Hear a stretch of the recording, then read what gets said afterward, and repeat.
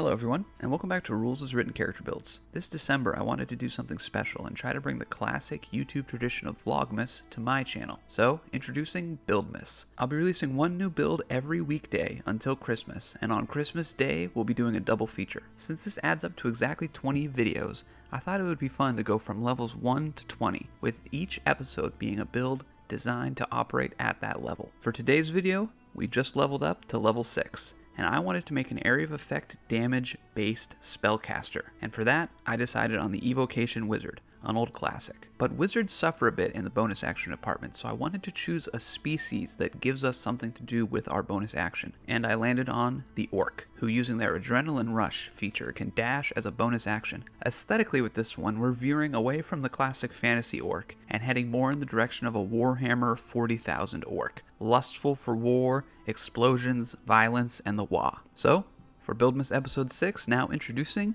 the Orc Bomber.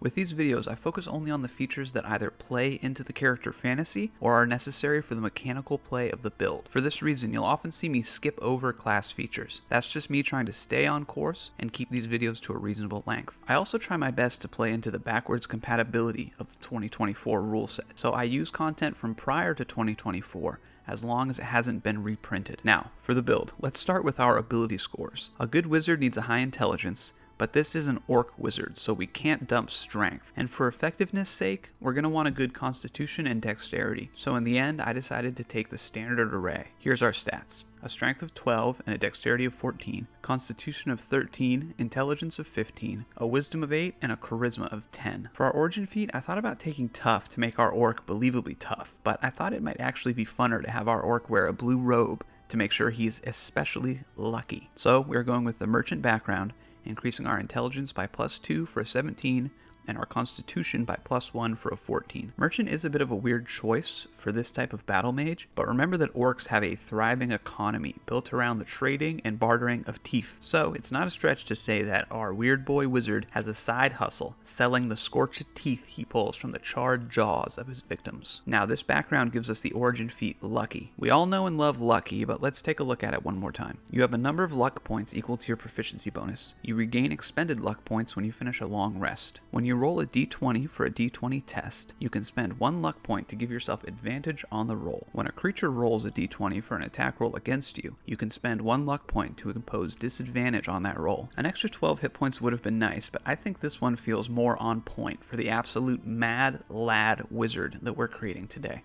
As I said before, this is going to be an Evocation Wizard. So let's take a look at the features that make this build what it is. Adrenaline Rush, Arcane Recovery, Potent Cantrip, the Telekinetic feat, and the Sculpt spells feature. It's a short list, but it paints a pretty clear picture of what this character is all about. First off, Adrenaline Rush. You can take the dash action as a bonus action. When you do so, you gain a number of temporary hit points equal to your proficiency bonus. You can use this trait a number of times equal to your proficiency bonus, and you regain all expended uses when you finish a short or long rest. With this feature, we'll be able to wah all over the battlefield, ensuring we are in the best position to unleash our barrage every time. Next up, we have Arcane Recovery. When you finish a short rest, you can choose expended spell slots to recover. The spell slots can have a combined level equal to no more than half your wizard level, round up, and none of the slots can be level 6 or higher. For example, if you are a level 4 wizard, you can recover up to 2 levels worth of spell slots, regaining either 1 second level spell slot or 2 first level spell slots. Once you use this feature, you can't do so again until you finish a long rest. I wanted to mention this one because our Adrenaline Rush also recharges on short rests. So after our first short rest of the day, we'll be feeling pretty recharged to once again dash around the battlefield and deliver some pain. Next, let's get into our subclass and look at Potent Cantrip. When you cast a cantrip at a creature and you miss with the attack roll, or the target succeeds on a saving throw against the cantrip, the target takes half the cantrip's damage, if any, but suffers no additional effects from the cantrip.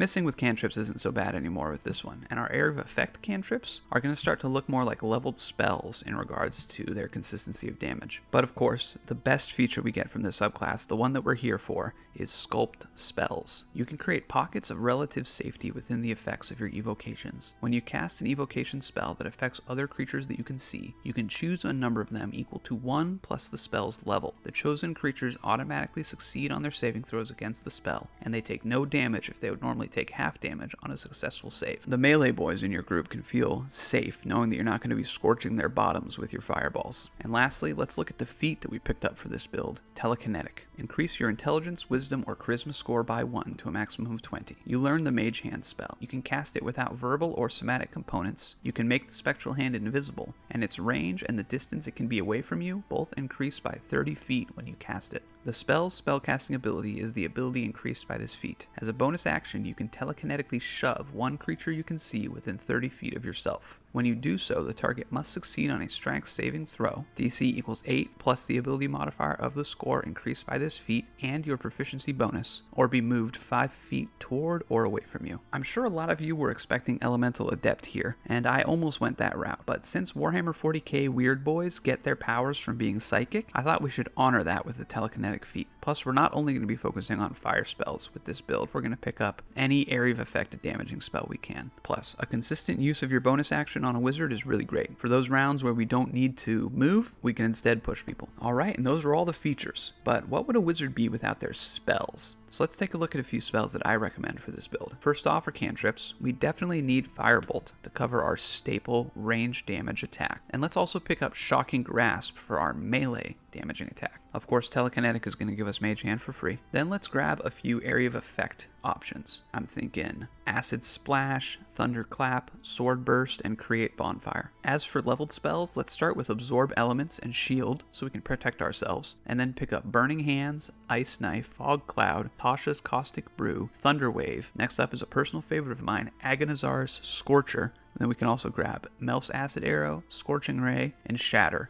And then, of course, to top it all off, we're going to want the one and only Fireball. And that's the build. Now, I'm sure we all know exactly how to play this character. Big Chad Orc Wizard sprints onto the battlefield, incredibly fast and tough thanks to Adrenaline Rush. Throws magical bombs and explosions on enemies. Enemies are gone. Big success. Wimpy enemies try to approach Orc Wizard, knock them back with Telekinetic Shove. Allies surrounded by enemies, no problem for the wickedly cunning Orc Bomber. He throws fireballs anyway, with friendly fire disabled. Unbeatable combos here. And there you have it, our very own cunning and wicked Orc Bomber. Lucky, speedy, tough, and most important of all, deadly. Thanks for checking out today's video. Come back tomorrow and every weekday until Christmas for another original character build. Thanks again, and I'll see y'all next week.